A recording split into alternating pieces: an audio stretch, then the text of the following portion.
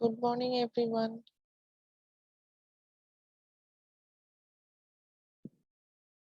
আসসালামু আলাইকুম। আমাকে কি শোনা যাচ্ছে? ওয়ালাইকুম আসসালাম। আসসালামু আলাইকুম ম্যাম। জি শোনা যাচ্ছে ম্যাম। জি শোনা যাচ্ছে না। কেমন আছেন সবাই? জি ম্যাম, আলহামদুলিল্লাহ ভালো আছি। আজকে এত কোনো কথা নাই। আজকে আমরা হচ্ছে কি ফার্স্ট ক্লাসে চলে যাব। জি বাকিদেরকে ম্যাম। কষ্ট করে জয়েন করতে বলেন। যাহারা এখনো ক্লাসে জয়েন করেনি তাদেরকে একটু কষ্ট করে জয়েন করে ফেলতে বলেন। Because today's class is very important. Yes ma'am.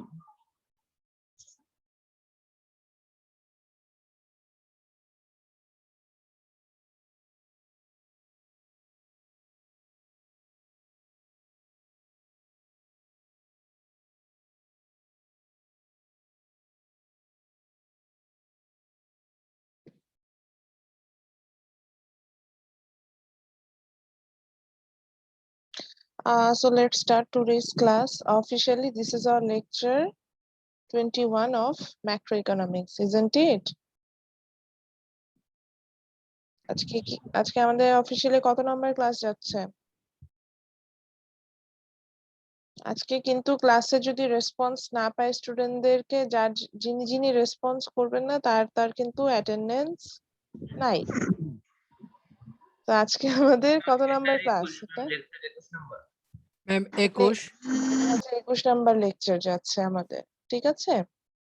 আচ্ছা আমাদের যেহেতু আমি একটা টেন্টেটিভ ডেট জানি সেই ওয়াইজ বলে দিচ্ছি। আমাদের হয়তো ফাইনাল এক্সামটা 20 তারিখ থেকে শুরু হবে।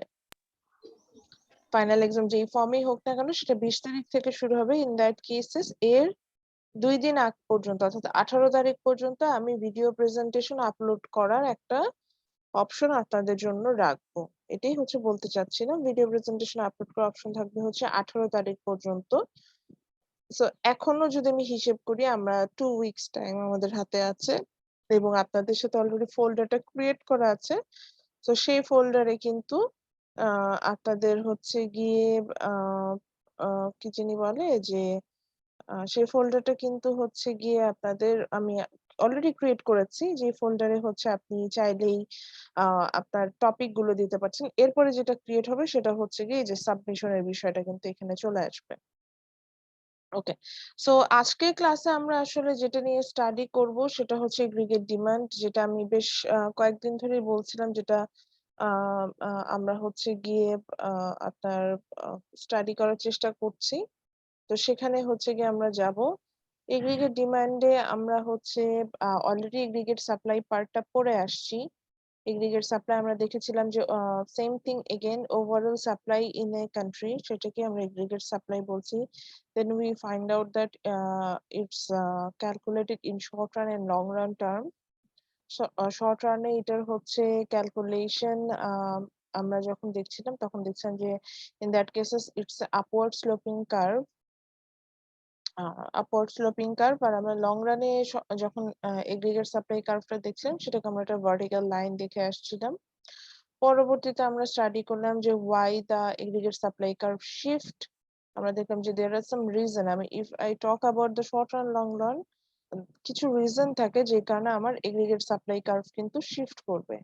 এটাই ছিল আমার মোটামুটি পড়া। আজকে আমরা পড়বো হচ্ছে aggregate demand. Already aggregate demand পড়া শুরু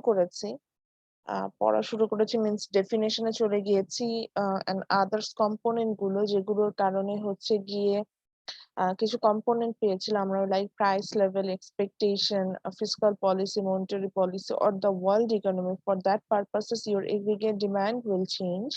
so we already studied about those thing. In today's lesson, we will discuss about the most important thing, which is why the aggregate demand curve is a downward sloping curve. আমি বেশ কয়েকটা class ধরে বলছিলাম যে এই chapter একটা important topic আছে, that is why the aggregate demand curve is a downward sloping curve. আমি এটার জন্য আপনাদের ইভেন প্রিপারেশন নিতে বলেছিলাম যাতে আমরা বুঝতে পারি। সেজন্য হচ্ছে গিয়ে আপনাদের আমি হচ্ছে গিয়ে কয়েকটা পেজ পড়ে আসতে বলেছিলাম এবং সেখানে হচ্ছে গিয়ে আপনাদের আ কয়েকটা পেজ পড়তে বলেছিলাম এবং কিছু পোরশন কয়েকটা কম্পোনেন্ট ছিল। ২ টা পেজ পড়তে বলেছিলাম এবং কেন আমাদের এদিকে ডিমান্ড কার্ভটা চেঞ্জ হবে। দ্যাট ইস এই যদি ২ টা পেজ পড়ে আসেন অলরেডি কিন্তু কিছু ওভারঅল একটা আইডিয়া থাকবে। আগে থেকে যদি আপনার পড়া থাকে জি সেক্ষেত্রে ম্যাডাম। ইজি হবে হচ্ছে গিয়ে যে হ্যাঁ, যিনি বলছেন। আ সেক্ষেত্রে আ ইজি হবে সেটা হচ্ছে গিয়ে যে আপনারা ইজিলি মানে বুঝতে সুবিধা হবে। আগে ধরেন আপনি কিছুই পারেন না। কিন্তু একটা একটা টপিক যেমন ধরেন বিগ ব্যাং থিওরি আমি এখন পড়াবো সাপোজ যদি এটা ফিজিক্স এর থিওরি। এখন আমি বিগ ব্যাং থিওরি পড়াতে যাচ্ছেন। বিগ ব্যাং থিওরি নিয়ে আপনি কিছুই পারেন না, জানেন না। কিন্তু রিডিং পড়ে আসলেন। তখন দেখা যাবে কি এট লিস্ট কিছুটা হলেও আমাদের কিন্তু আইডিয়া থাকবে যে আ আমরা আসলে কি পড়ছি বা কি স্টাডি করছি। এইটাই হচ্ছে বি এ এটা বিষয় এটাই হচ্ছে কথা। তো আ এইজন্যই হচ্ছে বলেছিলাম যে আগে থেকে কিছুটা পড়ে আসতে। সেক্ষেত্রে আমাদের আসলে আমি যখন বুঝাবো তখন আ আমরা হচ্ছে আমি তখন আরেকটু ভালোভাবে বোঝাতে পারবো। এটাই বলতে চাচ্ছিলাম। সো এখন যাই লেটস স্টার্ট। সো এইটার জন্য আমার হচ্ছে একটা আ আ PowerPoint স্লাইড মেক করা আছে। এগেইন যেটা বলতে চাচ্ছিলাম। সো ওটা থেকে যাবো যেমন এগ্রিগেট সাপ্লাই PowerPoint স্লাইডটা অলরেডি আমি আপনাদের শেয়ার করেছি। এটাও করে দিব। সেম থিং আবারও বলি যে এটা এমন কোনো কিছু না। এটা জাস্ট বইয়েরই জিনিসটা আমি একটা জায়গায় হচ্ছে গিয়ে এমবেড করে নিয়ে আসছি যাতে আমার পড়াতে সুবিধা হয়। পরবর্তীতে আমরা কিন্তু আবারও আ আ সেটা বই থেকে আমরা আরেকবার গো থ্রু করে নিই। সো আবারও আসি ফাইনালি আমরা দেখেছিলাম হচ্ছে গিয়ে aggregate demand actually equal to the real GDP demanded of an economy which means the real GDP আমরা এটা সমান দেখেছিলাম because of আমরা কম্পোনেন্ট গুলো নিয়ে আলোচনা করেছিলাম যে aggregate demand টা কি এবং কেন উনি যে আমাদের যে আমরা যে রিয়েল জিডিপি পড়ে আসি C plus I plus G plus NX যেটাকে আমরা ছিল পরবর্তীতে এনএক্স টাকে কেটে ভেঙে হচ্ছে গিয়ে আমরা এক্স মাইনাস এম লিখতাম। তো এই হচ্ছে বিষয়টা কেন এটার সমান এটা নিয়ে একটা আমরা ডিসকাশন ছিল আমাদের মধ্যে। সো সেখান থেকে আমরা দেখেছিলাম হচ্ছে গিয়ে যে আ সেখান থেকে আমরা দেখেছিলাম হচ্ছে যে আ আমরা আমাদের ৪ টা যে কম্পোনেন্ট আমি যখন একটা ডিমান্ড এর বেসিস এ আমরা যখন ক্যালকুলেশন করতে যাবো আমরা অবভিয়াসলি দেখেছিলাম যে আমার consumption, expenditure, investment, government expenditure এবং নেট এক্সপোর্ট এর উপরে আমার হচ্ছে গিয়ে ওভারঅল ইকোনমির ডিমান্ডটা কিন্তু আসলেই ডিপেন্ড করে। সো আমরা সেটা নিয়ে কিন্তু স্টাডি অলরেডি করেছি। So now let me discuss about the others আ যেই এই যে বলেছিলাম যে একটা ওভারঅল ইকোনমির দেন ওই যে একই কথা এখনো বলেছেন যে ডিমান্ডটা ডিপেন্ড করে এই কম্পোনেন্ট গুলোর উপরে। তো এগুলো তো আমরা স্টাডি করলামই। এরপরে আসলে যেটা নিয়ে কথা বলার আমার ইচ্ছে সেটা হচ্ছে যে এই যে কম্পোনেন্ট গুলোর কথা বলছি, আ এনারা হচ্ছেন গিয়ে আ এই ৪ টা পয়েন্টস এর উপরে কিন্তু ডিপেন্ড করছে। এই ৪ টা পয়েন্টস নিয়ে আমরা আলোচনা করেছি। আজকে দেখব যে এই যে আমাকে যেটা এই যে বলেছিলাম যে এই কোয়েশ্চেনটা আমার সবসময় পছন্দ বিকজ হচ্ছে গিয়ে এই প্রশ্নটা আমাকে আ গ্রিন এর ভাইবার সময় আস্ক করা হয়েছিল। সো আমার নিজেরও ভালোই লাগে কোয়েশ্চেনটা। So why the aggregate demand curve is a downward sloping curve এরকম একটা প্রশ্ন আমাকে করেছিল। তো এটা নিয়ে আজকে আমরা পড়ব। সো যখনই আপনি দেখবেন যে aggregate demand আমরা যেমন জানি যে ডিমান্ড কার্ভ যেটা উনিও একজন ডাউনওয়ার্ড স্লোপিং কার্ভ।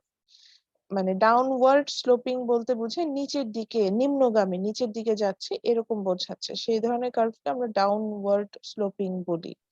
আবার বুঝাই নিচে বলি। নিতে আরকি। নিচের দিকে যখন যায় তখন সেটাকে আমরা ডাউনওয়ার্ড স্লোপিং এভাবে বলে থাকি।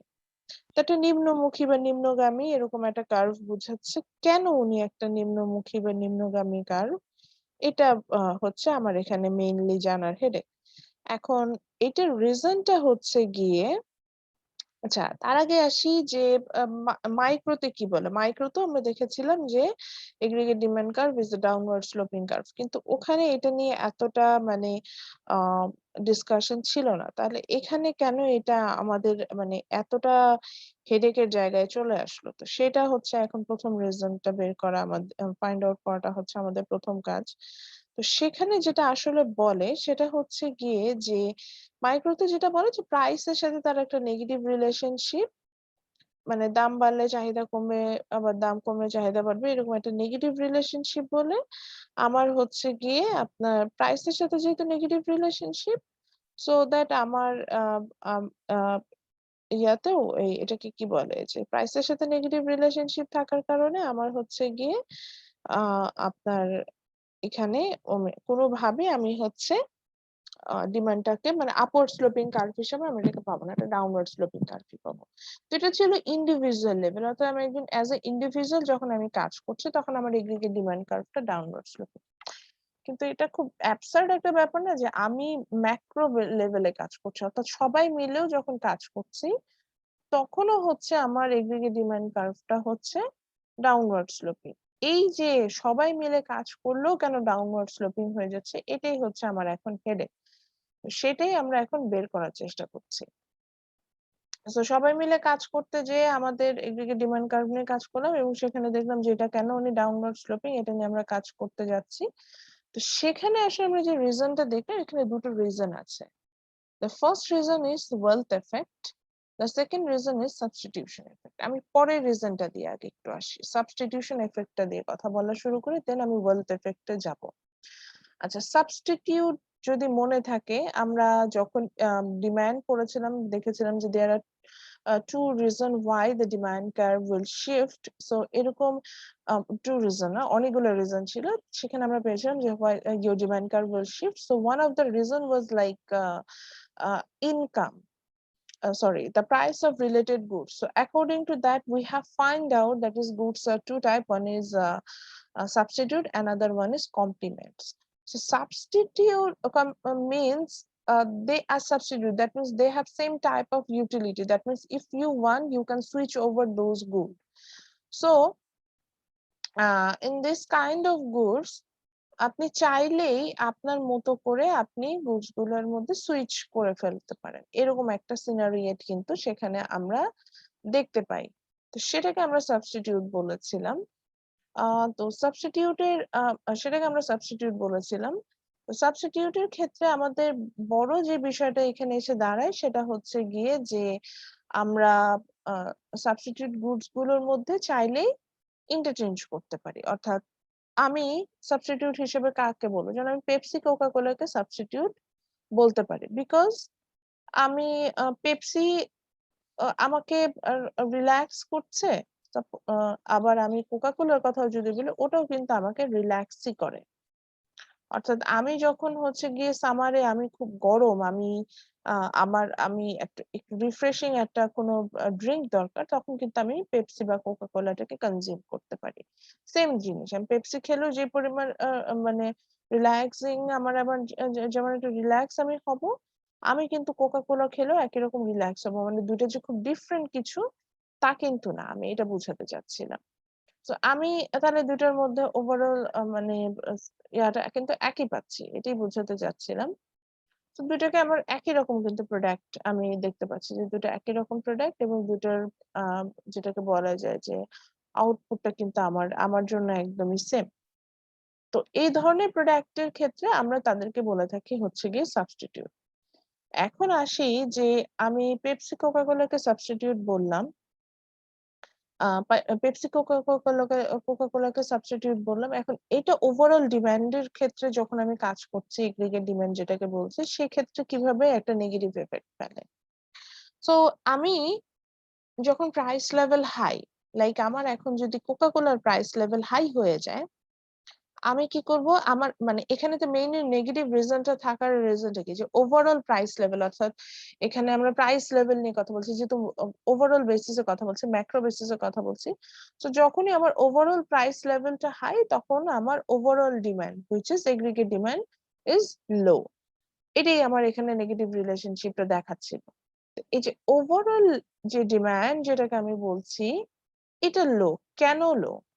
রিজনটা যদি দেখি, তাহলে প্রথম রিজন হিসেবে আমি সাবস্টিটিউট এফেক্টের কথা বললাম, যে আমি যখনই আমার হাতে অপশন থাকে আমি সুইচ ওভার করতে পারি, যে না আমার এই প্রোডাক্টটা পছন্দ না, আমি এটার এগেনস্টে ওটা কনজিউম করব।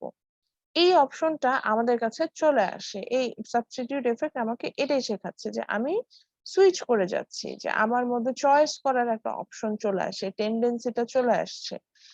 এই জিনিসটা কিন্তু সাবস্টিটিউটের ক্ষেত্রে মানে ওভারঅল ইকোনমির ক্ষেত্রেও যদি আমি ক্যালকুলেশন করি সেক্ষেত্রে কিন্তু এটা হয়ে থাকছে। তো সেটা কিন্তু একটা রিজন। যেমন আমি এখন প্রাইস লেভেল হাই দেখলাম, সো প্রাইস লেভেল হাই বিধায় আমি কি করলাম যে আমি হচ্ছে গিয়ে আমার এগ্রিগেট ডিমান্ডটা আমার প্রাইস লেভেলটা হাই বিধায় আমি এগ্রিগেট ডিমান্ডটা বাড়াই দিলাম।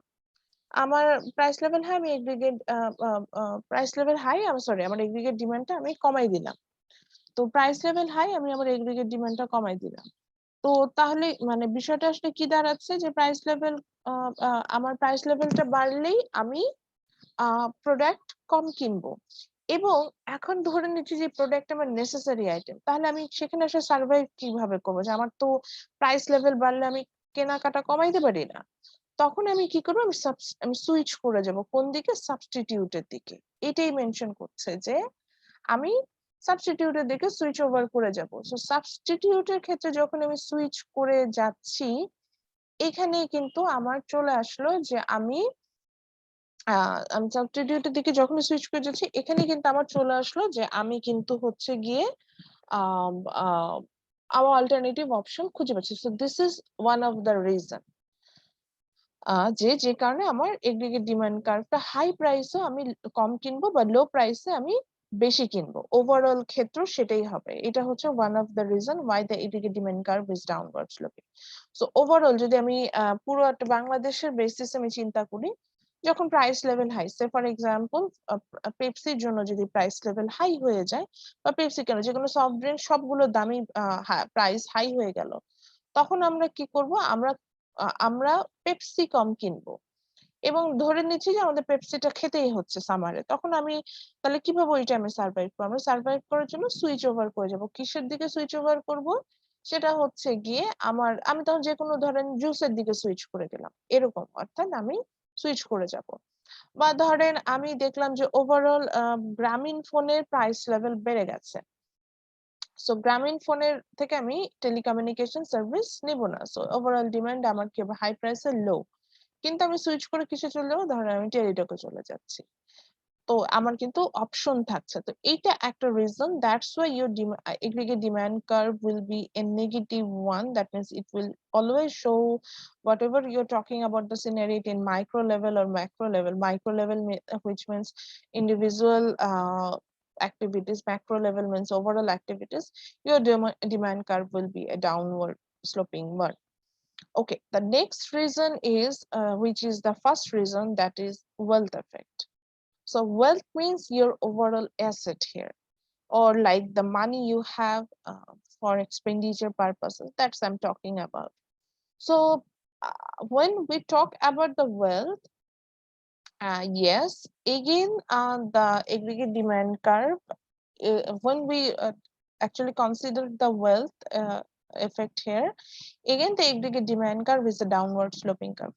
জি সিআর হ্যান্ড রেজ করেছেন, বলেন। ম্যাম কার্ভ থেকে ওইটা আমি বুঝতে পারিনি ম্যাম, সাবস্টিটিউশন এফেক্ট যেটা।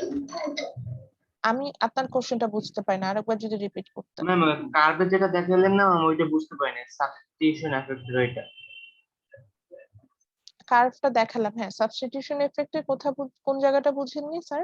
ম্যাম স্যার ই নাম্বারটা সি বরাবর যেটা দেখা বুঝালেন ম্যাম। মানে এখানে আমরা দেখতে পাই, আমি কার্ভটা কিন্তু আর মানে মানে বারবার দেখাচ্ছি না, এখানে আমরা যে পয়েন্ট গুলো দেখছি যে A B C, A prime B prime C prime B prime, point গুলো যদি দেখেন, আমি ই প্রাইমে কি দেখতে পাচ্ছি, my demand price level is 130 but overall demand is 12 trillion dollar US এর ইকোনমি ওয়াইজ on 2005। আবার যদি বি প্রাইম পয়েন্টে যাই, সেখানে আমরা দেখতে পাচ্ছি যে প্রাইস, আচ্ছা কিভাবে বুঝতে, মানে কার্ভ তো বুঝেন। জি ম্যাম ম্যাম এখানে তো ম্যাম সাবস্টিটিউটের কোনো মানে চিত্রে সাবস্টিটিউটের কোনো অপশন এখানে উল্লেখ করা হয়নি, মানে চিত্রে এখানে বোঝানো হয়েছে যে যে কোনো একটা। এই যে আমরা দেখতে পাচ্ছি, আমি জি যেমন জি এই যে কয়েকটা পয়েন্ট মেনশন করে দেখাচ্ছি, একটু দেখে নিন। তো আমরা এখানে দেখতে পাচ্ছি যে আমার হায়ার প্রাইসে আমার ওভারঅল ডিমান্ডটা লো, আর লোয়ার প্রাইসে হচ্ছে আমার ওভারঅল ডিমান্ডটা হাই। তো এইটার রিজন হিসেবে আমি বলছি, রিজনিং যেটা, সেটা রিজনিং হিসেবে আমি বলছি যে এটা হচ্ছে একটা রিজন। আমি আসছি হচ্ছে সাবস্টিটিউশন ইফেক্ট, আমি পরের পয়েন্টটা নিয়ে কথা বলেছি। এটা রিজনটা কি যে হাই প্রাইসে আমি কেন কম কিনছি, আবার লো প্রাইসে কেন আমি বেশি কিনছি, কারণ কি আমি সাবস্টিটিউট করে যাচ্ছি। অর্থাৎ একটা প্রোডাক্টের ক্ষেত্রে যদি আমার দাম বেড়ে যায়, আমি ওই প্রোডাক্ট কম কিনবো, কিন্তু ওইটা আমার নেসেসারি আইটেম হতে পারে। তখন আমি কি করব, ওভারঅল ডিমান্ডটা ওর সাবস্টিটিউটের ক্ষেত্রে বাড়াই দিব।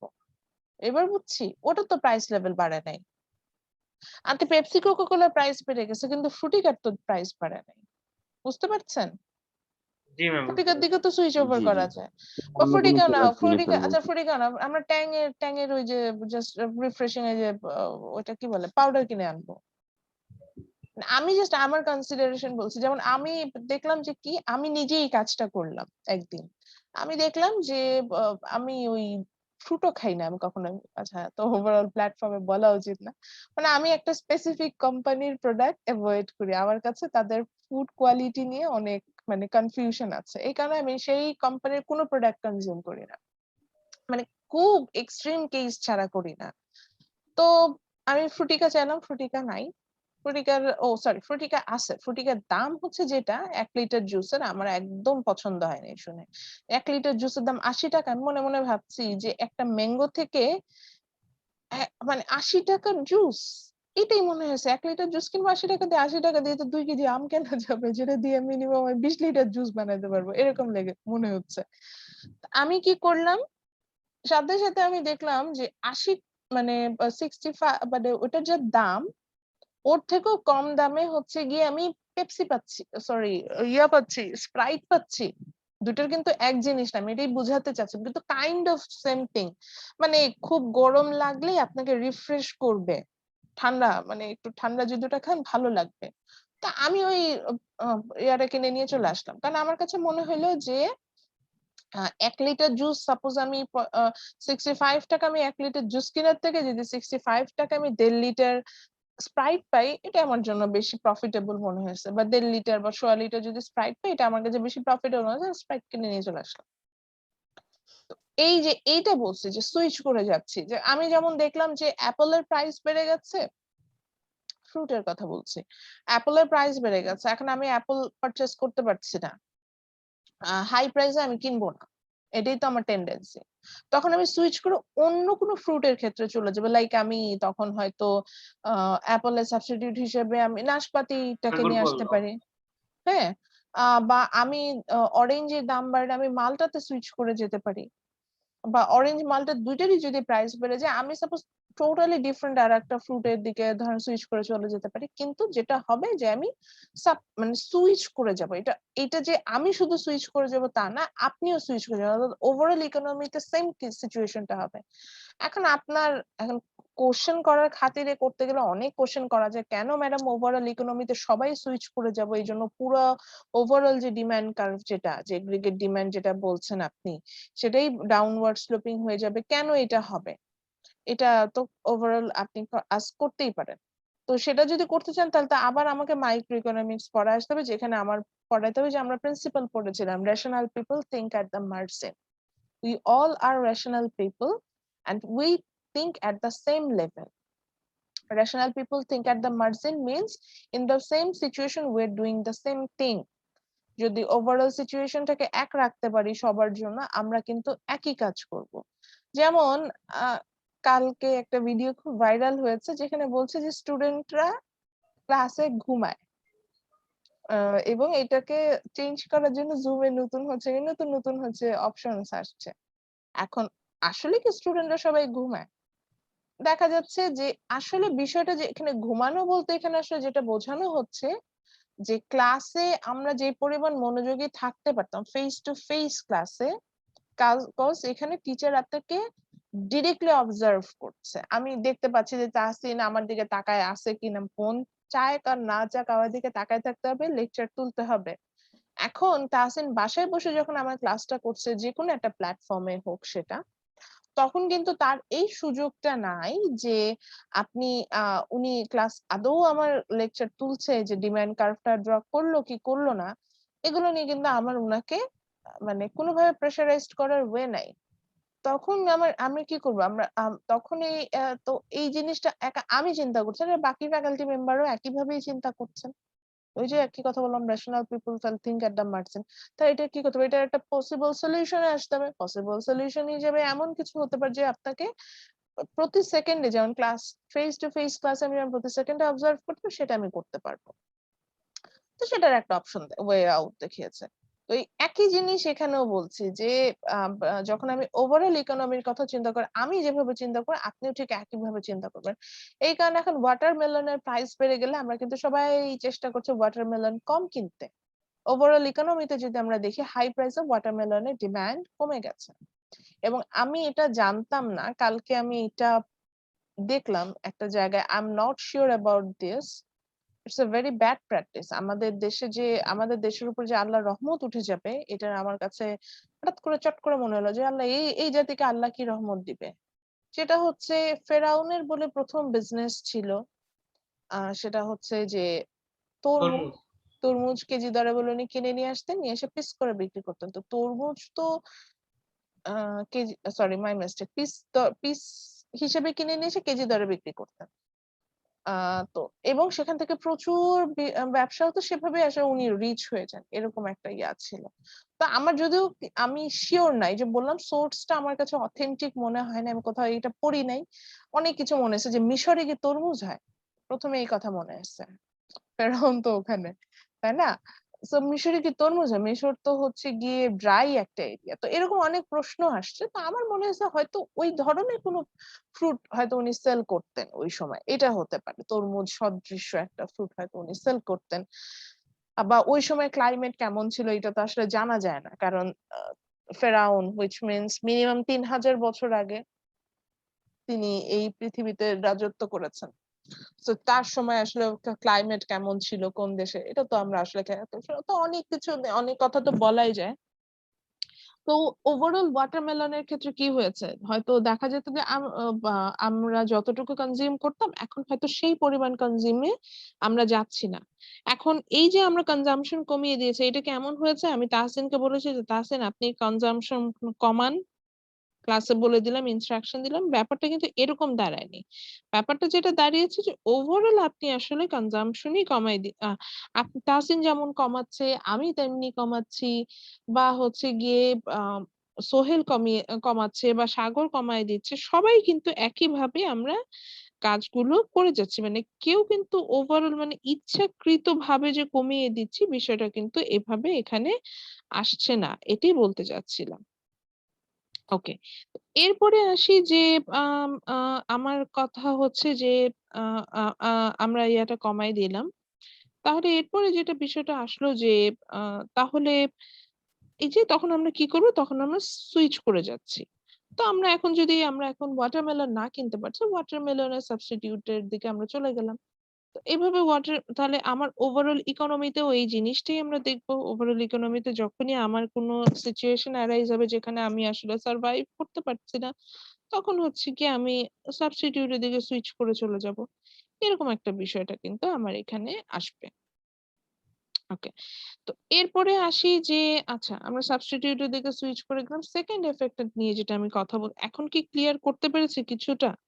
জি ম্যাম, জি ম্যাম, বুঝতে পারছি। না বুঝলে আমি বুঝায় বলি, আবারও বুঝায় বলি। ম্যাম বুঝতে পারছি ম্যাম। কার মানে থেকে এটা মানে ওভারঅল ইকোনমিতেই হবে। মানে এটা ওভারঅল ইকোনমিতেই আমরা দেখব যে ডিমান্ডটা কমে যাচ্ছে, বা হাই প্রাইসে আমার ডিমান্ডটা কমে গেল, বা লো প্রাইসে আমার ডিমান্ডটা বেড়ে গেল। মানে এগ্রিগেট ডিমান্ড যেটাকে বলছি, সেটা বেড়ে গেল। এটা কারণ হিসেবে আমরা দেখলাম যে আমরা সুইচ করতে পারি বিভিন্ন প্রোডাক্টের মধ্যে। আমার অসুবিধা, আমি বিভিন্ন প্রোডাক্টের মধ্যে সুইচ করে যেতে পারি। এই ঘটনাটা আমার থাকে। এটা হচ্ছে একটা কারণ। এটা বললাম। আচ্ছা, এটা ছিল সেকেন্ড কারণ। প্রথম যে কারণ সেটাই তো নিয়ে কথা বলিনি। প্রথম কারণটা হচ্ছে গিয়ে ওয়েলথ এফেক্ট, যেটা আমি বলছিলাম। যে ওয়েলথ এফেক্টে কি বলছে? ওয়েলথ এফেক্টে বলছে যে আম একই জিনিস আমরা দেখতে পাচ্ছি, হাই প্রাইসে আমরা কম ডিমান্ড করছি, লো প্রাইসে বেশি ডিমান্ড। তো ওয়েলথ এফেক্টে হচ্ছে গিয়ে আমাকে বলে যে এই ক্ষেত্রে আমার আমার যে ওয়েলথ আছে, সেটাও হচ্ছে গিয়ে আমার ওভারঅল ডিমান্ডের উপরে মানে ওভারঅল আমি যতটুকু প্রোডাক্ট ডিমান্ড করছি এটার উপর ডিপেন্ড করছে। তো এই ক্ষেত্রে আমার ঘটনাটা যেটা দাঁড়ায় সেটা হচ্ছে যে আমি অ্যাজ এ ইন্ডিভিজুয়াল যদি আমি আমার অবস্থানটাকে ক্যালকুলেশন এ আনি, আমি অ্যাজ এ ইন্ডিভিজুয়াল যখন ক্যালকুলেট করছি তখন যেটা দেখতে পাচ্ছি যে আমি আম আ আমি যাই করি না কেন, মানে আমি যাই করি না কেন এখানে বলতে বুঝাচ্ছি যে আমি যেই সিচুয়েশন এই থাকি না কেন, আমার আ আমার ইনকামটা যখন বাড়ছে, একটু চিন্তা করেন আমার যখন ইনকামটা বাড়ছে আমি কিন্তু তখন আ কম মানে আমার ইনকামটা যখন বাড়ে তখন হচ্ছে মানে আমি যদি নরমাল ভাবে চিন্তা করি, নরমাল গুডস এর ক্ষেত্রে কি হচ্ছে যে আমার ইনকাম বাড়লে আমি কম কিনছি।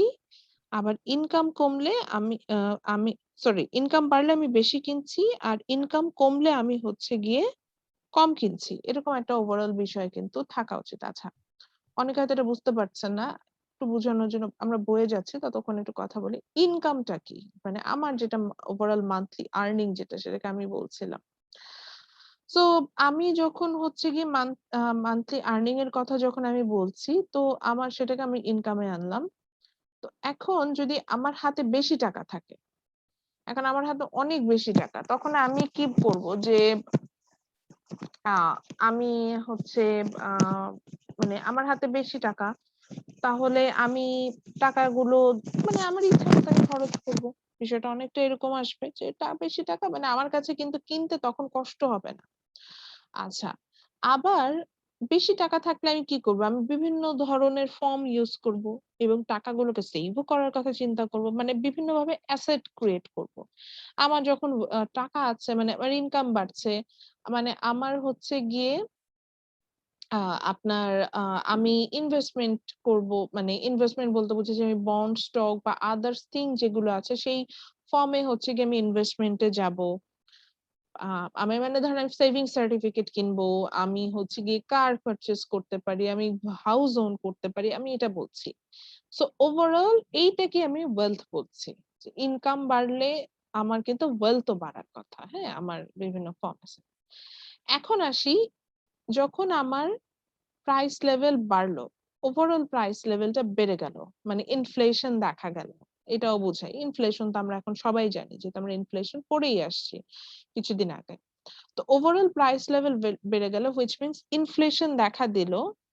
তাহলে কি হচ্ছে? আপনার যে ওয়েলথ ছিল, মানে আপনার যে অ্যাসেটটা ছিল, সেটার ভ্যালু কি বাড়লো না কমলো? যদি একটু বুঝতে থাকি আমরা ইনফ্লেশন, তাহলে when the inflation rate is high আমরা খুব ভালো মতো জানি our real scenario is poor, মানে আমার রিয়েল জিডিপি যেটা সেটার অবস্থা কিন্তু খারাপ থাকে। সেটাও কিন্তু আমরা এখানে আমাদের এই কার্ভে দেখতে পাচ্ছি যে এই যে price level high which means inflation rate is high and inflation rate is high means our inflation রেটটাকে যখন আমি এখানে হাই দেখতে পাচ্ছি, আমি তখন কিন্তু দেখতে পাচ্ছি যে ওভারঅল আমার যে রিয়েল জিডিপি যেটা সেটা কম। এখন হাই প্রাইস লেভেলে আমার রিয়েল জিডিপি কম। আবার লো প্রাইস লেভেল অর্থাৎ লোয়ার ইনফ্লেশন আমার রিয়েল জিডিপি বেশি। এই রিজনটাও হচ্ছে গিয়ে আমি ওয়েলথ ইফেক্ট দিয়ে এক্সপ্লেইন করতে পারছি। কিভাবে? যে যখন প্রাইস লেভেল আসলেই বেড়ে যাচ্ছে, আ তার মানে হচ্ছে আমার হাতে তো আর টাকা বাড়ে নাই। আমার হাতে তো আর আমার অ্যাসেট এর ভ্যালু বাড়ে নাই। আমার অ্যাসেট যা ছিল তাই। ধরেন সাপোজ তাহসিন একটা কার ওন করে, ওই কারটাই কিন্তু তার আছে। এর বাহিরে কিন্তু উনার আর কোনো কিছু বৃদ্ধি পায় নাই। আ সো আচ্ছা, একটা জিনিস আমি একটু বলতে চাই, এই জিনিসটা আমি ফেস করি আমার স্পেশালি ম্যাক্রো ক্লাসে। সেটা হচ্ছে অনেক স্টুডেন্ট আছেন একদম লাস্ট মোমেন্টে যে এখন যারা এখন আমি দেখলাম চট করে ৫ জন স্টুডেন্ট বেড়ে গেলেন। এই যে ৫ জন লাস্ট 45 মিনিটস ক্লাস কিছুই করলেন না, করে এখন এসে জয়েন করলেন। কি আসলে আপনি কি শিখলেন বলেন তো? কি শিখবেন লাস্ট 15 মিনিটস থেকে? আচ্ছা। সো যেটা ছিলাম তো হাই প্রাইস এ আমি বলছি যে আমার কিন্তু আ মানে ওয়েলথ টা কমে যাচ্ছে। ওয়েলথ টা কি আমি যেটাকে বলছি যে Real wealth. At higher price our real wealth decline. Why? Because of আপনি যদি চিন্তা করেন যে at the higher prices আমার তো আর মানে my overall income doesn't increase. Just like আমার ইনকাম আগেও যা ছিল তাই আছে। যে ধরেন আমি মাসে আগেও 10,000 টাকা ইনকাম করতাম, এখনো 10,000 টাকা ইনকাম করছি। এখন তরমুজের দাম বেড়ে যাক, আর হচ্ছে গিয়ে তেলের দাম বেড়ে যাক বা চালের দাম বেড়ে গেল। ওভারঅল ইনফ্লেশন যে দেশে দেখা দিচ্ছে, ইনফ্লেশনের কারণে কি আমার কি ইনকাম 10,000 টাকা থেকে 12,000 টাকা হয়েছে? না। ওটা 10,000 টাকাই আছে। কিন্তু এই 10,000 টাকা দিয়ে আমি আগে যে পরিমাণ প্রোডাক্ট কিনতে পারতাম, এখন কিন্তু তা কিনতে পারছি না।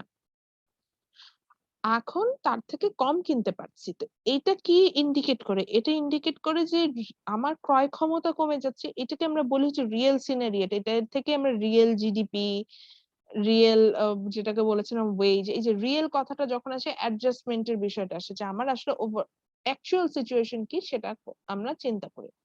So it's a very common thing that is when the price level is really high, which means your real the value of your real asset, which is real wealth, is low.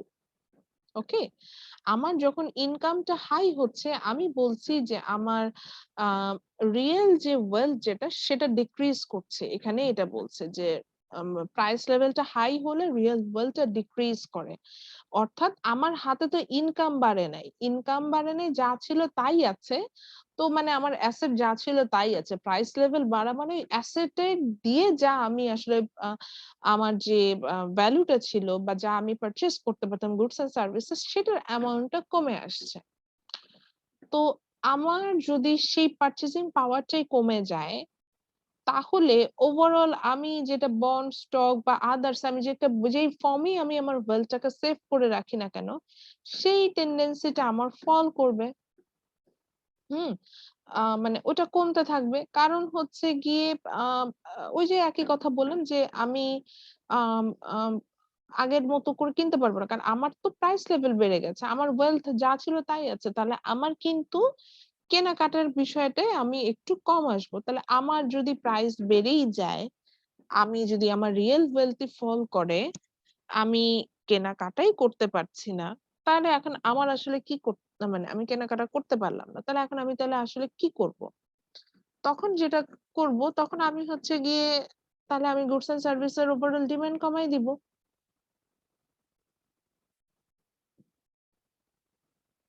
আচ্ছা, বোঝাতে পারি নাই। আ আমি বুঝলাম না বিষয়। হ্যাঁ, আমি ওইজন্যই বুঝতে পারছি যে এটা অনেকে বুঝে না। এটাই বলছি। আবার আসছি। আমার প্রাইস লেভেল বেড়ে গেছে।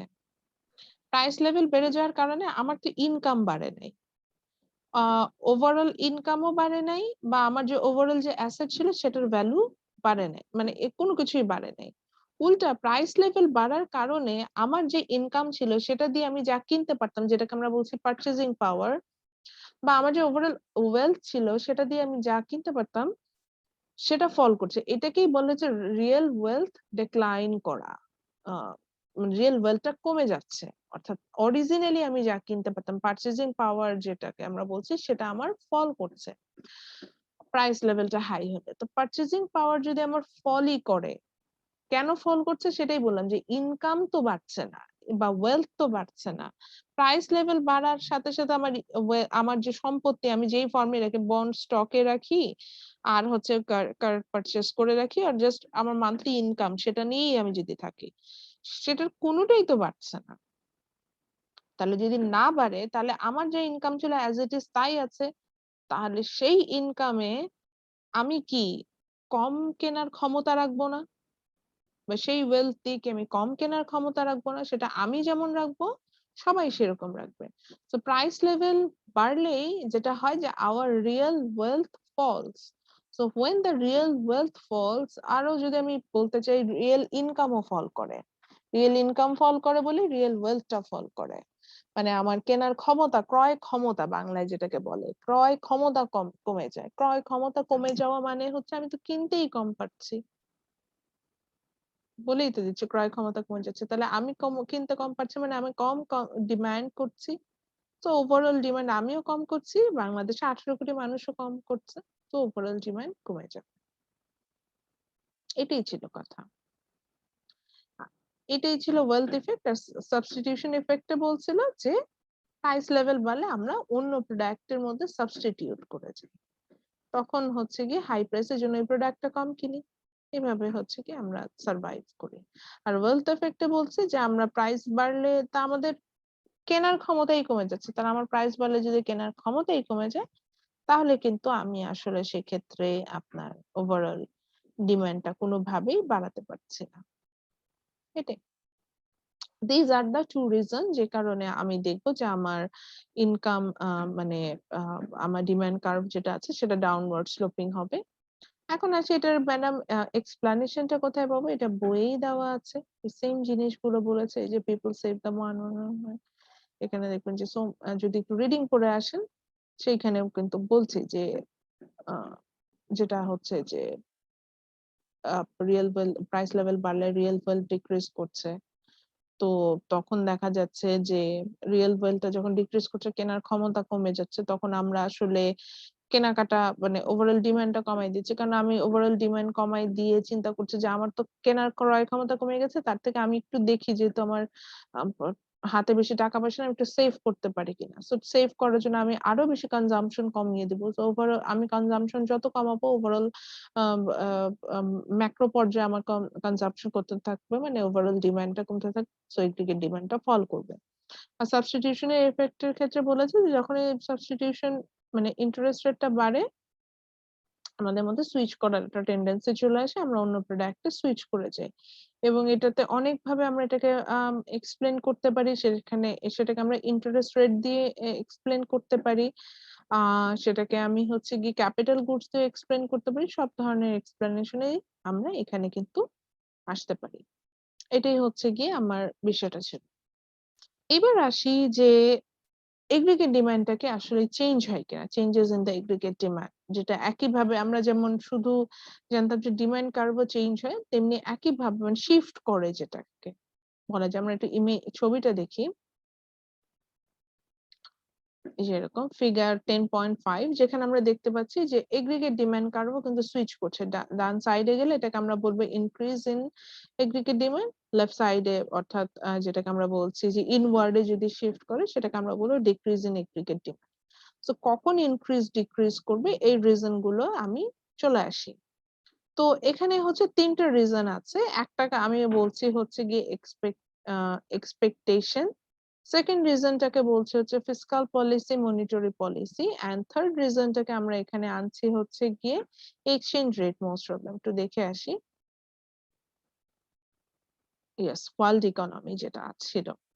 ওকে, সো এখন আসবো যে ওভারঅল ডিমান্ড যেটাকে আমরা আসছিলাম, এই ওভারঅল ডিমান্ড অর্থাৎ এগ্রিগেট ডিমান্ড কার্ভটাও আমার ইনক্রিজ করতে পারে আর ডিক্রিজ করতে পারে। আমরা তো এগ্রিগেট ডিমান্ড কার্ভ দেখলামই। সো এটাকে যদি হচ্ছে আমরা লেফট সাইডে নেই তখন আমরা দেখব যে সেখানে এটাকে হচ্ছে আমি বলছি ইনক্রিজ করছে। আর আমি যদি রাইট সাইডে নেই আমি সেটাকে আমরা বলবো যে আমি উল্টা বলে ফেলেছি। আমি যখন ডান সাইডে নিচ্ছি মানে রাইট সাইডে নিচ্ছি তখন আমি বলছি ইনক্রিজ হবে, আর যখন লেফট সাইডে নেব তখন ডিক্রিজ হবে। কারণটা কি? যদি একটা প্রাইস লেভেল দিয়ে আপনারা হিসাব করে দেখেন তাহলে দেখবেন যে সেম প্রাইসে আমি যখন AD1 অর্থাৎ আমি সবচেয়ে লাস্ট ওয়ানটাতে যাব সেটা ওভারঅল ডিমান্ডটা সবচেয়ে বেশি। AD0 এর তুলনায় AD1 এর ডিমান্ডটা বেশি। অর্থাৎ আমি যদি AD0 থেকে AD1 এ যাই সেই ক্ষেত্রে আমার কিন্তু ডিমান্ড বাড়ছে। আবার যদি আমি সেম প্রাইসে AD2 এর কথা চিন্তা করতাম তাহলে সেখানে দেখতে পাচ্ছি যে এই সেম প্রাইস লেভেলে AD2 তে আমি যখন আসছি তখন ডিমান্ডটা ওভারঅল আরো কম। অর্থাৎ আমি যদি AD1 থেকে AD0 থেকে AD1 এ যাই অর্থাৎ লেফট ওয়ার্ডে যদি যাই তাহলে আমার দেখা যাচ্ছে যে সেম প্রাইসে ওভারঅল ডিমান্ডটা বৃদ্ধি পাচ্ছে।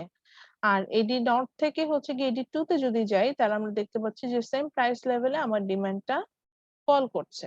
তো এটাই কথা যে আমি যখনই লেফট সাইডে যাব তখন সেখানে আমরা বলছি হচ্ছে গিয়ে যে there is a decrease in aggregate demand, আর যখন আমরা রাইট সাইডে যাব মানে আউটওয়ার্ডে যাব সেটাকে আমরা বলছি there is increase in aggregate demand. এখন এরকম ডিমান্ড কার্ভ চাইলেই মানে শিফট করে, মানে বাড়ে বা কমে। এখন এই বাড়া কমার রিজন হিসেবে আমাদের ৩ টা রিজন আছে। পার্কিনের বইয়ের মজা হচ্ছে গিয়ে প্রত্যেকটা কার্ভের নিচে যে ইনক্রিজ ডিক্রিজ হলে উনি এইভাবে রিজন গুলোকে এক্সপ্লেইন করে দেন। তো এটা আমার কাছে বেশ ভালো লাগে উনার এই বিষয়টা। তো এটা উনি মেইনটেইন করেন। তো এখান থেকে আপনারা ইজিলি দেখতে পাবেন। তো আমরা আসি হচ্ছে গিয়ে রিজন গুলা বলি। সো প্রথম রিজন যেটা বলেছে which is expectation, বইয়ে আছে, আমি জাস্ট কার্ভ দেখে পড়াবো বলে আমি এখানে বলছি। তো প্রথম রিজন এখানে আমরা যেটা পাচ্ছি which is expectation. Here expectation means আমরা যখন মাইক্রো বেসিসে পড়েছিলাম আমরা দেখেছিলাম যে expectation for the future price, আর এখানে expectation বলছে যে expectation for future income or your future profit or inflation, অর্থাৎ আমার ভবিষ্যতে ইনকাম কি হতে পারে বা ওভারঅল প্রাইস লেভেল বাড়তে পারে কিনা, এরকম একটা বিষয় আছে। তো আমি যদি চিন্তা করি যে আমার ভবিষ্যতে ইনকাম কমে যাবে, তা আমার ভবিষ্যতে ইনকাম কমে যাবে, তাহলে কি আমি মানে এখন বেশি বেশি কেনাকাটা করব? চিন্তা করেন তো। তাহসিন জানেন যে ১ মাস পরে ওনার ইনকাম কমে যাবে। তাহসিন কি এই মাসে কেনাকাটা করে একদম শেষ করে ফেলবেন? না ম্যাম, অবশ্যই না। জি না ম্যাম। ভবিষ্যতের জন্য সেভ করব। জি। আমি যখনই বুঝতে পারবো যে ভবিষ্যতে আমার আনসার্টেন, আমার ইনকাম কমে যেতে পারে, আমি কিন্তু এখন প্রেজেন্টে সেভ করব। তাহলে ভবিষ্যতে আমার ইনকাম কমলে আমি প্রেজেন্টে সেভ করব, মানে আমি যেমন সেভ করব তাহসিনও করবে বা সাগরও করবে, সোহেল সবাই করব। তাহলে আমার কি হবে, ওভারঅল ডিমান্ড কার্ভটাকে লেফট সাইডে শিফট করবে না? যেমন দেখবেন যে এখন কিন্তু আমাদের মানে এইবার কিন্তু জিডিপি একটু ফল করার পসিবিলিটিস আছে।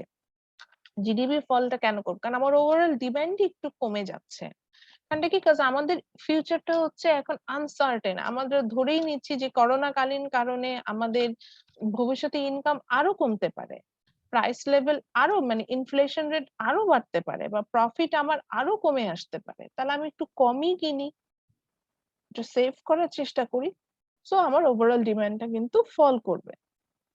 এবার আসি, তাহলে ম্যাডাম ইনক্রিজ করতে পারে কিভাবে এক্সপেকটেশন দিয়ে? এই আমি যদি জানি করোনা শেষ, আমার ইনকাম বেড়ে গেল বা আমি চাকরির নিশ্চয়তা আছে বা আমার প্রাইস লেভেল কমে আসবে বা আমি প্রফিট করব নেক্সট মান্থে, আমি এক্সপেক্ট করছি। এটা তো এক্সপেক্ট করা যায়। যেমন আপনি ধরেন জানেন যে নেক্সট মান্থে আপনি জব পাচ্ছেন, ভালো একটা জব, আপনার ইনকাম বাড়বে, বা আপনি জানেন যে নেক্সট মান্থ থেকে লকডাউন উঠে যাবে, প্রাইস লেভেল কমে যাবে, এটা জানেন। তখন আমি কি বুঝবো? যে আমি বুঝবো যে আমার তো ভবিষ্যতে দাম মানে আমাদের ইনকাম বাড়বে, তখন কিন্তু বা দাম কমে যাবে। এটা যখন হবে তখন কিন্তু আমরা ওভারঅল ডিমান্ড কি করব?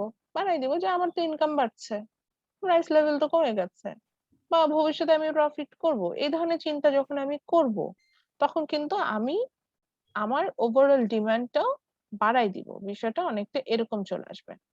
আচ্ছা, সেকেন্ড রিজন হিসেবে দুটো রিজন আছে। One is fiscal policy, another one is monetary policy. তো আজকে যেহেতু একদম আর 1 মিনিট আছে আমাদের ক্লাসের শেষ হতে, এই দুটো পলিসি ধরে বোঝানোর বিষয় আছে বলে আমি পলিসি গুলোতে গেলাম না। আমি থার্ড পয়েন্টটা নিয়ে বলছি, দ্যাট ইজ ওয়ার্ল্ড ইকোনমি। আর এই পলিসি দুটো নিয়ে আমি নেক্সট ক্লাসে বলবো, যেহেতু দুটো পলিসি আমাকে একটু এক্সপ্লেইন করতে হবে। ওয়ার্ল্ড ইকোনমিটা নিয়ে বলি। ওয়ার্ল্ড ইকোনমিতে আসলে বোঝাচ্ছে যে আমার দেশটা ব্যতীত অন্যান্য দেশের যে ওভারঅল সিনারিয়েট আছে সেটা নিয়ে বলছে। তো এখানে ওভারঅল সিনারিয়েটটা নিয়ে কথা বলতে গেলেই এক্সচেঞ্জ রেট কথাটা চলে আসে, অর্থাৎ আমি কত হারে টাকাটা হচ্ছে গিয়ে পরিবর্তন করতে পারছি। হ্যাঁ, সো আমার এখানে এটা হচ্ছে এই বিষয়টা এখানে চলে আসে, এক্সচেঞ্জ রেটের কথাটা আসে। তো এক্সচেঞ্জ রেটের কথাটা চলে আসে, তো সেখান থেকে আমরা হচ্ছে গিয়ে এগ্রিগেট ডিমান্ড নিয়ে কাজ করি। তো এখানে যেটা হয় যে যদি এক্সচেঞ্জ রেট ইনক্রিজ করে, অর্থাৎ আমি টাকার এগেনস্টে যদি বেশি পরিমাণ ডলার পাচ্ছি, এটাকে আমি এক্সচেঞ্জ রেট ইনক্রিজ করা বলছি। হ্যাঁ, তখন হচ্ছে গিয়ে আমার মানে আমার কিন্তু ফরেন ইনকাম কমতে থাকে। মানে আমার টাকার এগেনস্টে যদি ডলারের দাম বেড়ে যায়, তখন হচ্ছে গিয়ে আহ মানে এক্সচেঞ্জ রেট ইনক্রিজ করে, মানে আমার টাকাটা বেশি শক্তিশালী হয়ে গেল, মূলটা বলে ফেলেছি, মানে টাকা বেশি শক্তিশালী হয়ে গেল। এখন ইউএসএ থেকে যখন আমার সাথে এক্সপোর্ট করতে চাচ্ছে, আচ্ছা আপনাদের কি এখনই ক্লাস আছে তাই না? Yes, ma'am. আচ্ছা ঠিক আছে, তাহলে এটা আমি স্টপ করি। আর নেক্সট ক্লাসে একটু শিফটের রিজন গুলো নিয়ে পড়বো, দেন আসলে আমরা ফিসকাল পলিসি মনিটারি পলিসিতে যাব। এটা আলাদা একটা চ্যাপ্টার ধরেও পড়াবো, এটাও আর একটা রিজন যেটা আমি এটার জন্য আসবো। ঠিক আছে, নেক্সট ক্লাসে দেখা হবে তাহলে। ভালো থাকবেন সবাই। আসসালামু আলাইকুম। Thank you. আসসালামু আলাইকুম ম্যাম। ওয়ালাইকুম আসসালামু আসসালাম। আলাইকুম। ওয়ালাইকুম আসসালাম।